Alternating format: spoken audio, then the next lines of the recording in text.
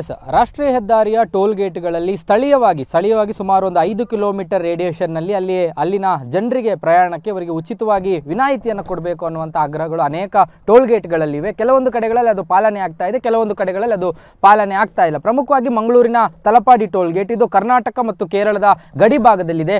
ಆ ಗಡಿ ಭಾಗ ಅಂದರೆ ಆ ಒಂದು ಇನ್ನೊಂದು ಬಾರ್ಡರ್ ಲಿಮಿಟ್ಗೆ ನಾವು ಹೋದಾಗ ಅಲ್ಲಿ ಮಂಜೇಶ್ವರ ಸಿಗುತ್ತೆ.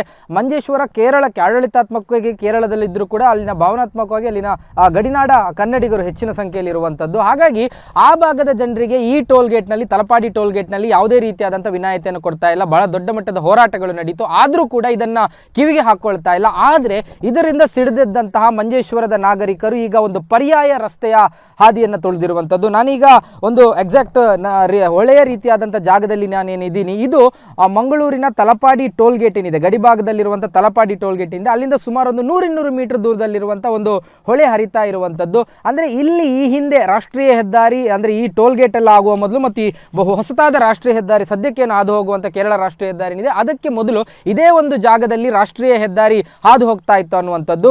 ಈ ಒಂದು ಜಾಗ ನೇರವಾಗಿ ಹೋಗಿ ತಲಪಾಡಿ ಟೋಲ್ ಗೇಟ್ನಿಂದ ಮಂಜೇಶ್ವರ ಪಂಚಾಯತ್ ಲಿಮಿಟ್ಗೆ ಸೇರುವಂಥದ್ದು. ಬಹುತೇಕವಾಗಿ ಸುಮಾರು ಒಂದು 800 ಮೀಟರ್ ಇರ್ಬೋದು. ಆ ಒಂದು ಟೋಲ್ ಗೇಟಿನ ಸ್ವಲ್ಪ ದೂರದಿಂದ ಒಂದು ರೋಡ್, ಮರಿಯಾಶ್ರಮ ಚರ್ಚಿನ ಭಾಗದಿಂದ ಒಂದು ರೋಡ್ ಎಂಟ್ರಿ ಆಗುತ್ತೆ.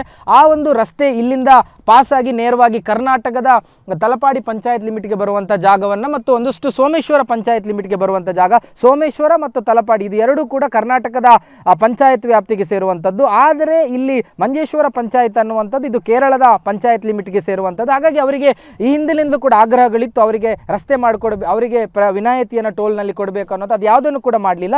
ಆದರೆ ಈಗ ಸಿಡಿದೆದ್ದಂತಹ ಅಲ್ಲಿನ ಜನ ಏನಿದ್ದಾರೆ ಬಹಳ ವಿಭಿನ್ನವಾದ ಒಂದು ಹೋರಾಟಕ್ಕೆ ಕೈ ಹಾಕಿದ್ದಾರೆ. ಯಾಕಂದರೆ ಇದು ಕಾನೂನಾತ್ಮಕವಾದ ಹೋರಾಟ, ಒಂದು ಲೀಗಲ್ ಪ್ರೊಸೀಜರ್ಗಳನ್ನು ಮುಂದಿಟ್ಟು. ಅಂದರೆ ನೀವು ನೋಡ್ಬೋದು, ಈ ಹರಿಯುವಂಥ ನದಿಯನ್ನು ನೋಡ್ತಾ ಇದ್ದೀರಿ, ಈ ನದಿ ಕೂಡ ಮಂಜೇಶ್ವರ ಲಿಮಿಟ್ಗೆ ಬರುತ್ತೆ. ಹಾಗಾಗಿ ಇಲ್ಲಿ ಒಂದು ಸೇತುವೆಯನ್ನು ಕಟ್ಟಿ ಇಲ್ಲಿ ಒಂದು 800-900 ಮೀಟರಿನ ರಸ್ತೆಯನ್ನು ನಿರ್ಮಾಣ ಮಾಡಿದರೆ ಆ ಟೋಲ್ ಗೇಟನ್ನು ಯಾವುದೇ ಟೋಲನ್ನು ಶುಲ್ಕವನ್ನು ಪಾವತಿಸದೆ ಪಾಸ್ ಆಗಬಹುದು. ಹಾಗಾಗಿ ಅದರ ಒಂದು ಯೋಜನೆಯನ್ನು ರೂಪಿಸಲಾಗಿದೆ. ಇಲ್ಲಿನ ಗ್ರಾಮ ಆಡಳಿತಾಧಿಕಾರಿಗಳು ಬಂದು ಸರ್ವೆಯನ್ನು ನಡೆಸಿದ್ದಾರೆ. ಇಲ್ಲಿನ ಪಂಚಾಯತ್ ಆಡಳಿತ ಕೂಡ ಅದರ ಎಲ್ಲದಕ್ಕೂ ಕೂಡ ಬೆಂಬಲವಾಗಿ ನಿಂತಿದೆ. ಸಾಕಷ್ಟು ಸಂಖ್ಯೆಯಲ್ಲಿ ಇಲ್ಲಿನ ಜನ ಅದಕ್ಕೆ ಬೆಂಬಲವಾಗಿ ನಿಂತಿದ್ದಾರೆ. ಅದರಲ್ಲಿ ಒಂದು ಟೋಲ್ ಗೇಟ್ ಕ್ರಿಯಾ ಸಮಿತಿಯನ್ನು ಕೂಡ ಅವರು ರಚನೆ ಮಾಡಿದ್ದಾರೆ. ಆ ಕ್ರಿಯಾ ಸಮಿತಿಯಲ್ಲೂ ಕೂಡ ಅಷ್ಟೇ ಹೋರಾಟದ ಒಂದಷ್ಟು ರೂಪುರೇಷೆಗಳು ತಯಾರಾಗಿದೆ.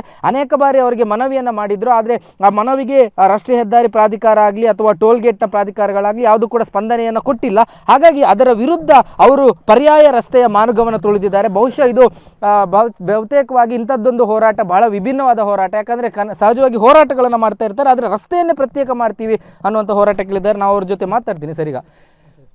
ಸರಿಗ ನಿಮ್ಮ ಈ ಹೋರಾಟದ ಪ್ಲಾನ್ಗಳಿಗೇನು ಮತ್ತು ಏನಕ್ಕಾಗಿ ರಸ್ತೆ ನಿರ್ಮಾಣ ನೋಡಿ, ನಮ್ಮದು ಈ ತಲಪಾಡಿಯಲ್ಲಿ 3 ಪಂಚಾಯತ್ ಒಳಪಟ್ಟ ಒಂದು ಸ್ಥಳ. ಒಂದು ಮಂಜೇಶ್ವರ ಪಂಚಾಯತ್, ಮತ್ತೊಂದು ತಲಪಾಡಿ ಪಂಚಾಯತ್, ಮತ್ತೊಂದು ಸೋಮೇಶ್ವರ ಪಂಚಾಯತ್. ಈ ಥರ 3 ಪಂಚಾಯತಿಂದ ಒಳಗೊಂಡ ಒಂದು ಟೋಲ್ ಗೇಟ್ ಆಗಿದೆ. ಇಲ್ಲಿ ಇವರು ಖಾಲಿ ತಲಪಾಡಿ ಪಂಚಾಯತ್ನ 1 ಕಿಲೋಮೀಟರ್ವರೆಗೆ ಮಾತ್ರ ಇದು ಫ್ರೀ ಕೊಡುವುದು, ಮತ್ತು ಯಾರಿಗೂ ಇವರು ಫ್ರೀ ಕೊಡುವುದಿಲ್ಲ. ನಮಗೆ ಇಲ್ಲಿ ಹಳೆಯ ರಸ್ತೆ, ಇದು ಹಳೆಯ ರಸ್ತೆ. ಇಲ್ಲಿ ನಮಗೆ ಸೌಕರ್ಯವಿದೆ. ಇಲ್ಲಿಂದ ಆ ಸೈಡ್, ಈ ಹೊಳೆಯ ಆ ಸೈಡು ನಮಗೆ 45 ಮೀಟರ್ ತನಕ ನಮಗೆ ರಸ್ತೆ ಇದೆ.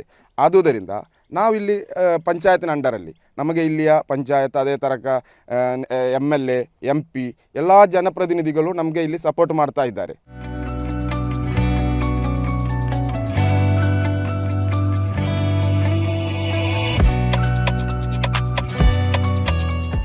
ಇದು ರೋಡ್ ಮಾಡಲಿಕ್ಕೆ ಬೇಕಾಗಿ ಎಲ್ಲ ಗೌರ್ಮೆಂಟು, ಕೇರಳ ಗೌರ್ಮೆಂಟು ಎಲ್ಲರೂ ಒಟ್ಟಿಗೆ ಸೇರಿ ನಮ್ಮ ಇದು ಗ್ರಾಮ ಪಂಚಾಯತಿನಿಂದ ಇದರಿಂದ ನಾವು ರಸ್ತೆ ಮಾಡ್ತಾ ಇದ್ದೇವೆ. ಈ ಹೊಳೆಯ ಆ ಸೈಡು ನಮಗೆ 45 ಮೀಟರ್ ಇದೆ.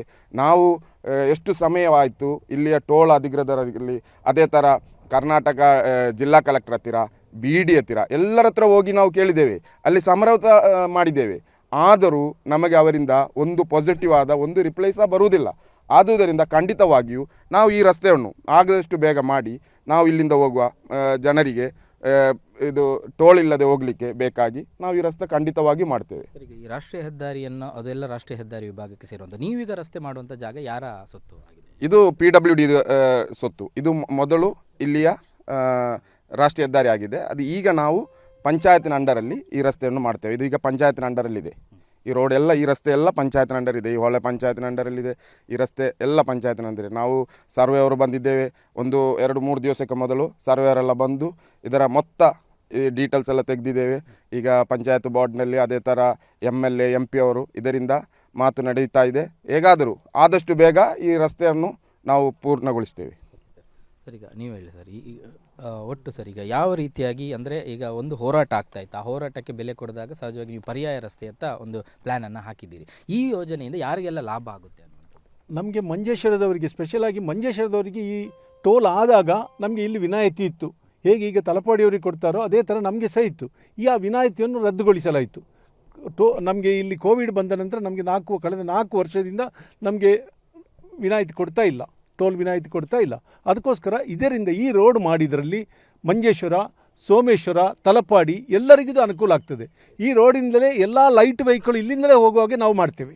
ಈಗ ಈ ಮಂಗಳೂರಿನ ಜೊತೆಗೆ ನಿಮ್ಮ ನಂಟು ಹೇಗೆ ಸರ್? ಅಂದ್ರೆ ಪ್ರತಿನಿತ್ಯ ಹೋಗೋರು ತುಂಬ ಜನ ಇದ್ದಾರೆ, ಹೇಗಿದೆ? ಒಂದು ದಿವಸಕ್ಕೆ ಮಂಗಳೂರು ಅಂದರೆ ನಮ್ಮ ನೆರೆಯ ಹಾಗೆ. ಆ ಕಡೆ ನನ್ನ ಮಗಳ ಗಂಡನ ಮನೆ ಆ ಕಡೆ ಇದ್ದರೆ ನನ್ನ ತಂಗಿಯ ಮನೆ ಈ ಕಡೆ. ನಾವು ಅಷ್ಟು ಬಾಂಧವ್ಯದಲ್ಲಿರುವವರು. ಮಂಗಳೂರು ಅಂದರೆ ನಮಗೆ ಆಚೆ ಈಚೆ ಮನೆ ನೆರೆಕರೆಯವರೇ ಆಗಿ. ದಿವಸಕ್ಕೆ ಒಂದಿಲ್ಲ 5-6 ಸಲ ನಾವು ಮಂಗಳೂರಿಗೆ ಹೋಗ್ತಾ ಇರ್ತೀವಿ. ಮೆಡಿಸಿನಿಗೋಸ್ಕರ, ಮದ್ದಿಗೋಸ್ಕರ, ಕಾಲೇಜಿಗೋಸ್ಕರ, ನಮ್ಮ ಬಿಸ್ನೆಸ್ಸು, ನಮ್ಮ ಕಾರ್ಯಕ್ರಮ ಎಲ್ಲ ಮಂಗಳೂರೇ ನಾವು ಡಿಪೆಂಡ್ ಆಗಿರೋದು. ಸ್ಪೆಷಲಾಗಿ ಮಂಜೇಶ್ವರದವರು. ಆದ ಕಾರಣ ನಮಗೆ ವಿನಾಯಿತಿ ಕೊಡಲೇಬೇಕು ಅವರು. ಯಾವುದೇ ರೀತಿಯಲ್ಲಿ ನಮಗೆ ಕೊಡದೇ ಇದ್ದರೆ ನಾವು ದಿವಸಕ್ಕೆ 5-6 ಸಲ ಹೋಗುವಾಗ 110 ರೂಪಾಯಿ ಕೊಟ್ಟು ನಮಗೆ ಅದು ಆಗೋದಿಲ್ಲ. ಸರ್, ಈಗ ನೀವು ಈ ರಸ್ತೆ ಮಾಡಿದ ಬಳಿಕ ಅದಕ್ಕೆ ಮತ್ತೆ ಹೆದ್ದಾರಿ ಪ್ರಾಧಿಕಾರದವರು ಏನಾದರೂ ಟೋಲ್ಗಳನ್ನು ಹಾಕಿದ ತೊಂದರೆ ಕೊಟ್ಟರೆ ಅಂಥ ಸಂದರ್ಭಗಳು ನಾವು ಪ್ರತಿಭಟನೆ ಮಾಡ್ತೇವೆ. ನಾವು ಊರಿನ ನಾಗರಿಕರು ಒಟ್ಟು ಸೇರಿಕೊಂಡು ಮಾಡುವಂತಹ ಈ ಪ್ರತಿಭಟನೆ ನಮ್ಮ ಈ ಉದ್ದೇಶ. ಎಂದರೆ ಸಣ್ಣದಿಂದಲೂ ನಮ್ಮ ಅನುಭವ ಪ್ರಕಾರ ನಾವು ಇದೇ ದಾರಿಯಲ್ಲಿ ನಡ್ಕೊಂಡು ಹೋಗ್ತಾ ಇದ್ದವರು. ಆಗ ನೀರು ಸ್ವಲ್ಪ ಕಡಿಮೆ ಇತ್ತು. ಬೇಸಿಗೆ ಕಾಲದಲ್ಲಿ ಗಾಡಿಗಳು ಹೋಗ್ತಾಯಿತ್ತು. ಜಾಸ್ತಿ ಆಗಿದ್ದು ಆಗ ಎತ್ತಿನ ಗಾಡಿ ವೆಹಿಕಲ್ಸ್ ಎಲ್ಲ ಬಹಳ ಕಡಿಮೆ ಇತ್ತು. ಇದ್ದರೆ 1-2 ಸಣ್ಣ ಕಾರುಗಳಿದ್ದವು. ಅಂಥ ಸಮಯದಲ್ಲಿ ನಾವು ಹೋಗ್ತಾ ಇರುವಂತಹ ರಸ್ತೆ ಇದು. ಯಾವಾಗಲೂ ಮಳೆಗಾಲದಲ್ಲಿ ಮಾತ್ರ ಸ್ವಲ್ಪ ಕಷ್ಟ ಆಗ್ತಿತ್ತು. ನಾವು ಈಜಾಡಿಕೊಂಡು ಹೋಗಬೇಕಾಗ್ತದೆ ಮಳೆ ಜೋರು ಬರುವಾಗ. ಬಾಕಿ ಟೈಮಲ್ಲಿ ನಾವು ಇದು ಹೋಗ್ತಾ ಇದ್ದಂತಹ ರಸ್ತೆ. ಇದರಲ್ಲಿ ನಮಗೆ ನೀವು ಆಗ ಕೇಳಿದ ಹಾಗೆ ನಮ್ಮ ಊರಿನ ಜನರಿಗೆ ಪ್ರತಿಯೊಂದಕ್ಕೂ ಹೃದಯ ಭಾಗ ಮಂಗಳೂರು. ಎಲ್ಲದಕ್ಕೂ ವಿದ್ಯಾಭ್ಯಾಸ ಆಗಲಿ ಅಥವಾ ನಮ್ಮ ದಿನನಿತ್ಯ ಕೆಲಸ ಮಾಡಿ ಊಟ ಮಾಡುವಂತಹ ವ್ಯಕ್ತಿಗಳಿಗೆ ಎಲ್ಲರಿಗೂ ಕೆಲಸ ಇರುವುದೇ ಮಂಗಳೂರಿನಲ್ಲಿ. ಇಲ್ಲಿ ಯಾರಿಗೂ ಕೆಲಸ ಇಲ್ಲ, ಇದ್ದರೂ ಅಂತೂ ಸ್ವಲ್ಪ ಜನಗಳಿಗೆ ಸರಕಾರದ ಕೆಲಸಗಳು ಇರ್ಬೋದು. ಆದ್ದರಿಂದ ಸಾವಿರಾರು ಜನಗಳು ದಿವಸಕ್ಕೆ ಕಡಿಮೆ ಪಕ್ಷ 5, 6, 10 ಸಾವಿರ ಜನಗಳು ಮಂಗಳೂರನ್ನು ಪ್ರವೇಶ ಮಾಡ್ತಾರೆ, ಮಂಗಳೂರಿಗೆ ಹೋಗಿ ಬರ್ತಾರೆ. ಅವರ ಆಗುಹೋಗುಗಳ ಮದ್ದಿಗಾಗಲಿ ಅಥವಾ ಅವರ ಕೆಲಸಕ್ಕಾಗಲಿ ಎಲ್ಲದಕ್ಕೂ ನಮಗೆ ಆಶ್ರಯ ಮಂಗಳೂರು. ಆದ್ದರಿಂದ ಆ ಮಂಗಳೂರಿಗೆ ಹೋಗುವಂತಹ ನಮ್ಮ ಈ ಮಂಜೇಶ್ವರದ ನಾಗರಿಕರಿಗೆ ಆದಷ್ಟು ಬೇಗ ಇವರು ಅದಕ್ಕೆ ಮೊದಲೇ ಮಾಡಿ ಕೊಡಬೇಕಿತ್ತು. ಅವರು ಭಾಷೆ ಕೊಟ್ಟಂತಹ ಮಾತುಗಳನ್ನು ಇದುವರೆಗೆ ಉಳಿಸಿಕೊಂಡಿಲ್ಲ. ಎಷ್ಟೋ ಸಲ ಅಲ್ಲಿ ಪ್ರತಿಭಟನೆ ಮಾಡಿ ನಿಮಗೆ 1 ತಿಂಗಳಿನೊಳಗೆ ಈ ಪಾಸನ್ನು ವಿನಾಯಿತಿಯನ್ನು ಕೊಡ್ತೇವೆ ಎಂದು ಹೇಳಿ ಇದುವರೆಗೂ ಕೊಡಲಿಲ್ಲ. ಆದ್ದರಿಂದ ಪರ್ಯಾಯವಾಗಿ ನಮಗೆ ಇಂತಹ ದಾರಿಗೆ ಹೋಗಬೇಕಾಯಿತು. ಇದು ಹೋಗಲಿಕ್ಕೆ ಕಾರಣವೇ ಟೋಲ್ಗೇಟ್ನವರು. ಇದಿಷ್ಟು ಇಲ್ಲಿನ ಟೋಲ್ಗೇಟ್ ಕ್ರಿಯಾ ಸಮಿತಿಯ ಮಾತು. ಒಟ್ಟಾರೆಯಾಗಿ ಏನಂದರೆ ಒಂದು ಟೋಲ್ಗೇಟ್ನಲ್ಲಿ 5 ಕಿಲೋಮೀಟರ್ ವ್ಯಾಪ್ತಿಯಲ್ಲಿ ಅವರು ವಿನಾಯಿತಿಯನ್ನು ಕೊಡಬೇಕಾಗಿತ್ತು. ಇವರ ಎಲ್ಲ ಹೋರಾಟಗಳನ್ನು ಕೂಡ ಅವರು ಬದಿಗೆ ಸರಿಸ್ತಾ ಬಂದರು. ಅದರ ವಿರುದ್ಧ ಸಿಡಿದೆದ್ದಂತಹ ಮಂಜೇಶ್ವರದ ಆ ಒಂದು ನಾಗರಿಕ ಸಮಿತಿ ಈಗ ಪರ್ಯಾಯ ರಸ್ತೆಯನ್ನು ಮಾಡ್ತಾ ಇದೆ. ಕಾನೂನಾತ್ಮಕವಾಗಿ ನಡೀತಕ್ಕಂಥ ಹೋರಾಟ ಇದು. ಅಂದರೆ ಲೀಗಲ್ ಆಗಿ ಅವರ ಹೆಸರು ಅವರಲ್ಲಿರುವಂತಹ ಲ್ಯಾಂಡನ್ನು ಬಳಸಿಕೊಂಡು ಒಂದು ರಸ್ತೆ ಮಾಡ್ತಾ ಇದ್ದಾರೆ. ಹಾಗಾಗಿ ಈ ಹೋರಾಟ ನಿಜಕ್ಕೂ ಕೂಡ 2 ಭಾಗದ ಕರ್ನಾಟಕ ಮತ್ತು ಕೇರಳದ 2 ಭಾಗದ ಜನರಿಗೆ ಬಹಳ ಸಹಕಾರಿಯಾಗುವಂತಹ ಸಾಧ್ಯತೆಗಳು ಇರುವಂಥದ್ದು. ಕ್ಯಾಮ್ರಾ ಪರ್ಸನ್ ಅಶೋಕ್ ಜೊತೆ ಭರತ್ರಾಜ್, ಏಷ್ಯಾನೆಟ್ ಸುವರ್ಣ ನ್ಯೂಸ್, ಮಂಗಳೂರು.